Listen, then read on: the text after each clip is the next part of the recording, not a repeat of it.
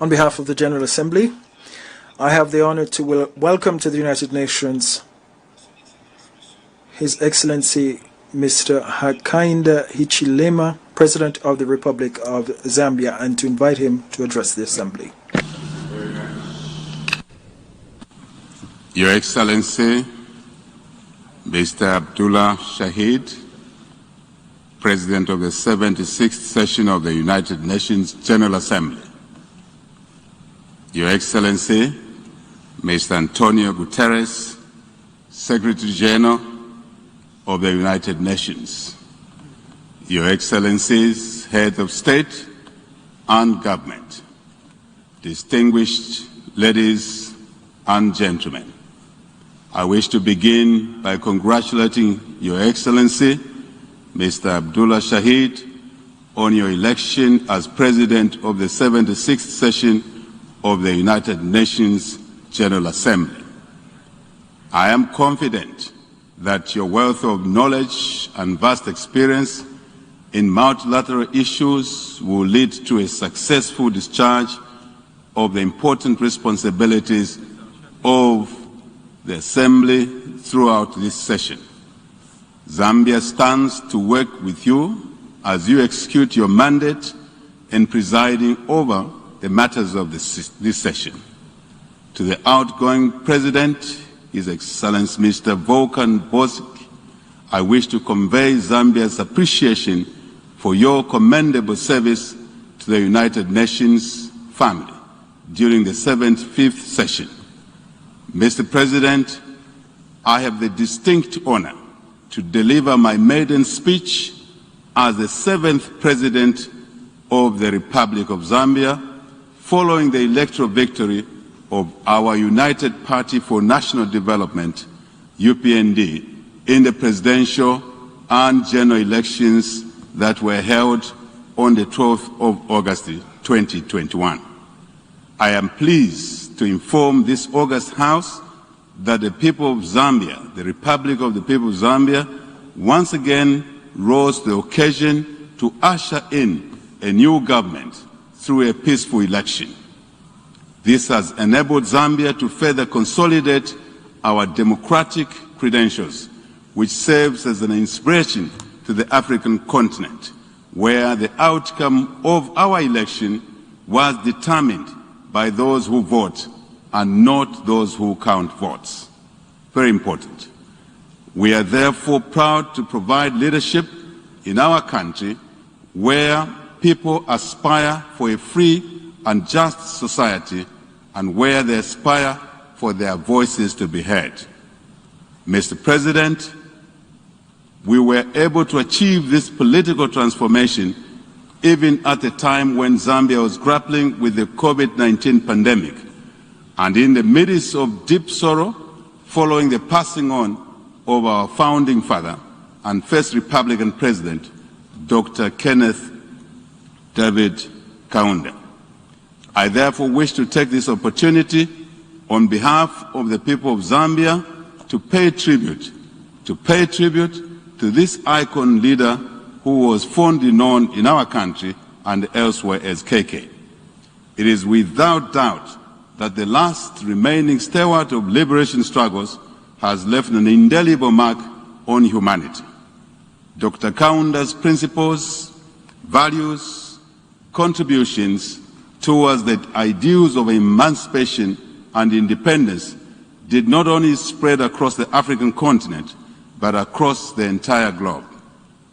His untold devotion to peace and unity laid the very foundation for Zambia's stature as a beacon of peace, not only in Southern Africa, but on the African continent as a whole. The Zambian government will therefore build upon KK's profound legacy to live in peace and harmony with one another.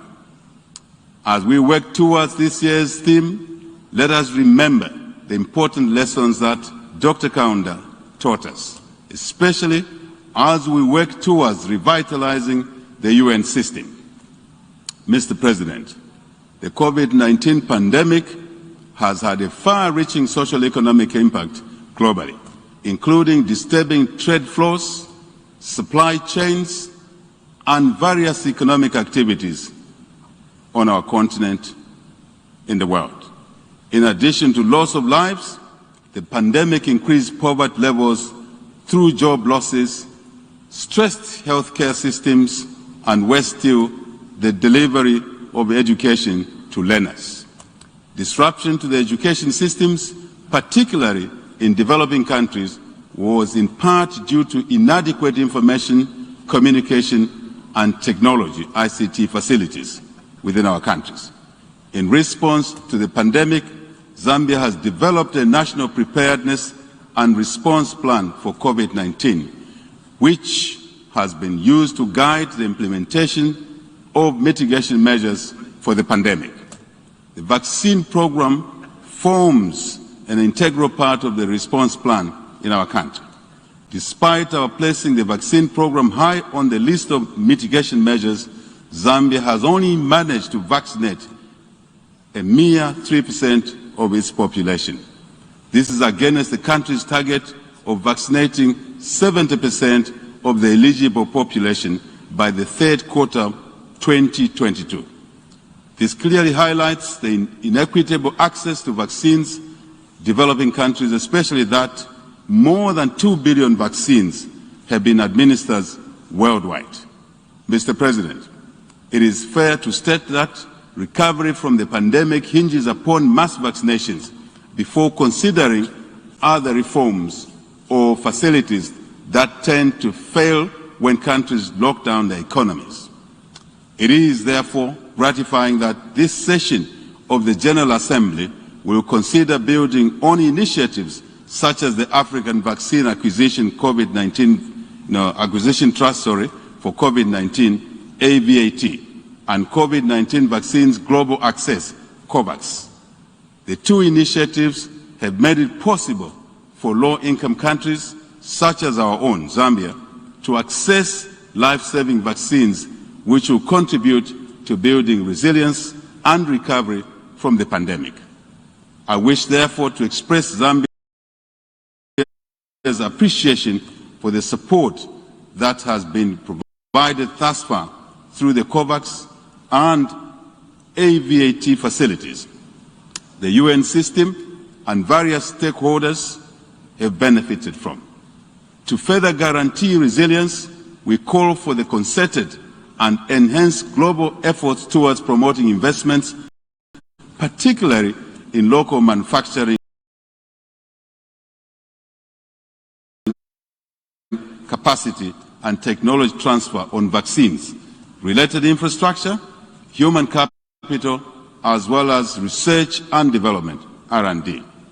Mr. President, the new administration in Zambia is cognizant that a conducive governance environment is a precursor for the country's political stability, security, economic growth, and sustainable development. It also fosters enhanced transparency, accountability, and consultative dialogue. Very important. With this realization, our administration will work towards strengthening of oversight, governance institutions, and ensure the independence and autonomy of the three arms of government, particularly the legislature and the judiciary.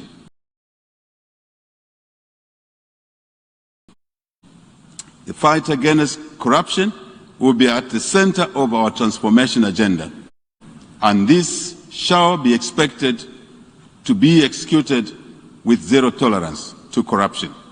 Zero tolerance to corruption. We shall also promote free media and an active civil society, as they are critical in upholding checks and balances, human rights, liberties, and freedoms. Mr. President, my government's high priority is to restore macroeconomic stability, attain fiscal and debt sustainability, promote economic growth, enhance economic diversification, and manage the contraction of debt. I am confident that these measures will restore macroeconomic stability and put the country back on economic recovery. To sustain this growth, Zambia will dedicate efforts to guarantee a stable and predictable environment that will attract and protect local, regional, and foreign direct investment, as well as enhance local participation in our economy. Very important. This is a prerequisite for a vibrant private sector-led economy, and thus create jobs and opportunities for all our people. Mr. President, to complement these efforts, Zambia has embarked on an ambitious economic and social transformation agenda with a view to creating equitable opportunities and poverty reduction for the Zambian people, especially the youth and the women who actually delivered our election victory in our country. In order to achieve this goal, our administration shall design and implement interventions aimed at inducing enhanced productivity in agriculture, mining, energy, financial services, tourism, technology, health, and education, as well as support the growth of micro, small, and medium enterprises. Despite these well-thought-out interventions, today's world economy is more complex than ever before. Given the numerous global concerns, including pandemics, climate change, and indeed illegal human migration, it is imperative that we adapt to these effects of globalization by fostering key partnerships and deepening integration at all levels, so to say. This is critical to ensure that we realize our aspirations of restoring Zambia on a path to sustainable economic growth and development. Mr. President, Zambia is aware of the critical role of the United Nations in guiding the world to focus on the Sustainable Development Agenda. In particular, the 2030 Agenda for Sustainable Development has set the tone and benchmarks for countries to incorporate sustainability in their development policies. Our new Dawn government in Zambia is committed to realizing tangible growth and sustainable development while paying particular attention so that this is not achieved at the expense of future generations. Like many other developing countries, Zambia calls for closer cooperation and support for capacity to adopt better, safer, climate change sensitive and modern methods of increased production and productivity. Our administration has established a ministry that is the first of its kind in Zambia, the Ministry of Green Economy and Environment. To address this, among other important issues concerning environmental sustainability, it became important for us to establish this new ministry. This will be crucial to build the ability for implementing climate-positive actions in our country. Mr. President, I'm drawn to the prophetic inscription on the wall of the United Nations Plaza, and I quote, "They shall beat their swords to plowshares, and their spears into pruning hooks. Nation shall not lift up a sword against nation, neither shall they learn war anymore." Isaiah 2, verses 4 to 5. End of quote. These words, Mr. President, serve as a reminder to the United Nations to work towards global peace and international cooperation. Though we have made leaps and bounds in the area of peace, security, and stability, there remains pockets of conflict in many regions of the world where guns have not been silenced up to now. The silencing of guns, therefore, goes beyond addressing conventional warfare, but also in addressing new emerging threats of our century, which include challenges of extremism and international terrorism, cybercrime, asymmetric warfare, proliferation of non-conventional weapons, and organized crime. As an international community, we need to continue to work towards, or to work together, to address the root cause of these global threats through various national, regional, and global mechanisms. Mr. President, the former Secretary General of the United Nations, the late Dr. Kofi Annan, laid out an ambitious agenda before the 60th General Assembly, which is still prominent or pertinent today. In his report, In Larger Freedom Towards Development, Security, and Human Rights for War, he made the case that development, security, and respect for human rights cannot be enjoyed in the absence of the other. These are indispensable realities of a well-functioning nation and international system. I, however, wish to go a step further, Mr. President, in asserting that the foundation to sustainable economic growth and development is peace and stability. Without peace and harmony, development cannot be attained. Zambia will therefore continue to support national, regional, and international initiatives aimed at promoting security, peace, and stability. In this vein, Zambia reaffirms its commitment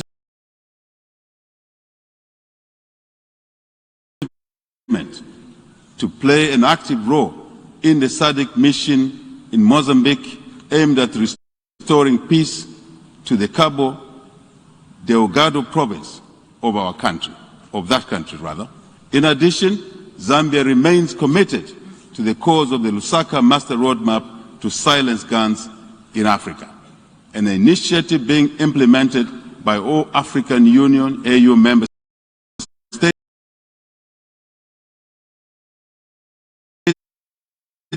to promote peace and security, which has since been endorsed for extension for a further 10-year period from 2021 to 2030. We therefore wish to call for continued support of the United Nations in silencing guns in Africa and other continental initiatives. Mr. President, in the quest for promoting global peace and stability, security, Zambia notes with satisfaction the entry into force of the Treaty on Prohibition of Nuclear Weapons, TPNW, which became operative on the 22nd January 2021. The entry into force of the TPNW is a tangible feat towards advancing the cause of nuclear disarmament on the international stage. Zambia encourages other states that are yet to ratify the TPNW to come on board so that we can continue making advances towards achieving our aspirations of eradicating nuclear weapons on our continent. On the United Nations Security Council, UNSC reform, Zambia is still concerned with the slow pace of negotiations which have continued without making much progress. Zambia in this regard wishes to reiterate the African common position, the Ezulwin consensus, that calls for a more representative and democratic United Nations Security Council, in which Africa, like all other world regions, will be fairly represented on this body. President, the call for gender equality is now a century-old struggle for women to participate equally with men in society as a whole. Despite realization that women's full and effective participation in all areas of life results in prosperity, women are still, however, involved less in public life and decision-making. It is important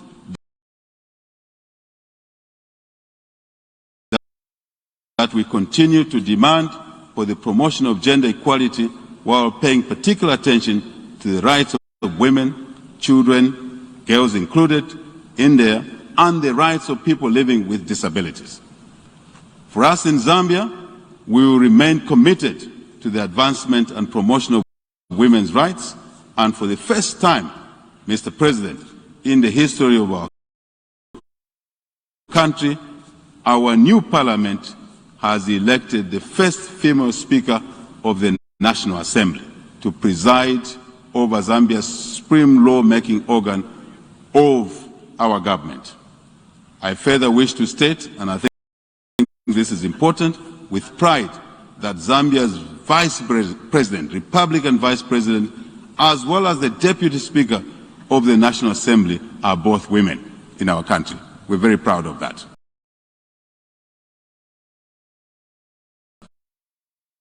Consistent with our commitment, Zambia is implementing various initiatives designed to harmonize the development, programming, and indeed implementation of economic empowerment efforts targeting women and the youth across the country. In doing all of this, our aim is to eliminate hunger and rural poverty. As we know, these vices are said to have affected of women and children. Further, Zambia emphasizes the importance of ensuring that communities have women at every level of decision-making, as doing so will translate into a discourse that will be inclusive, representative, and thus more holistic and insightful. Our government will focus on increasing support for women through the creation of employment opportunities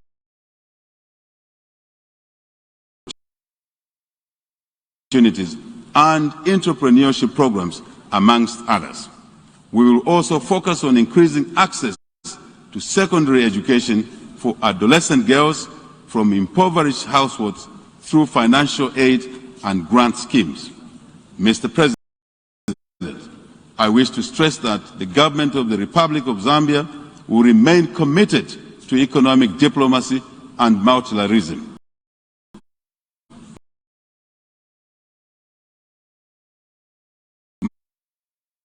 Relations with the international community in order to ensure collective sustainable growth and development in our country.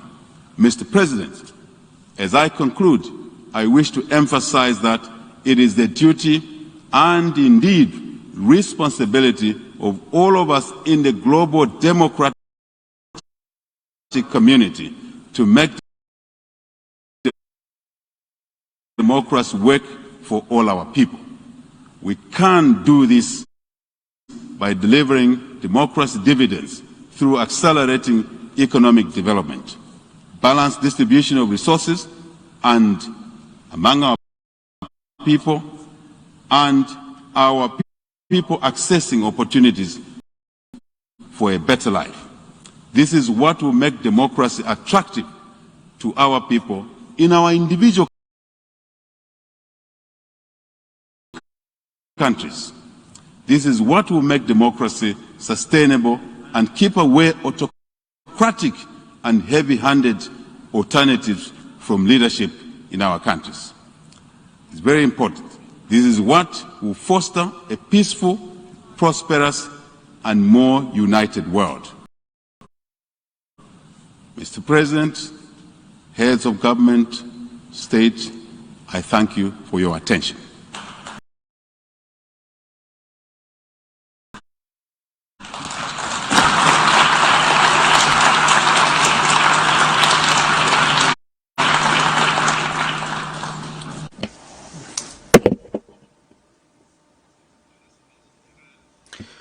On behalf of the General Assembly, I want to thank the President of the Republic of Zambia for the statement that he has just pronounced.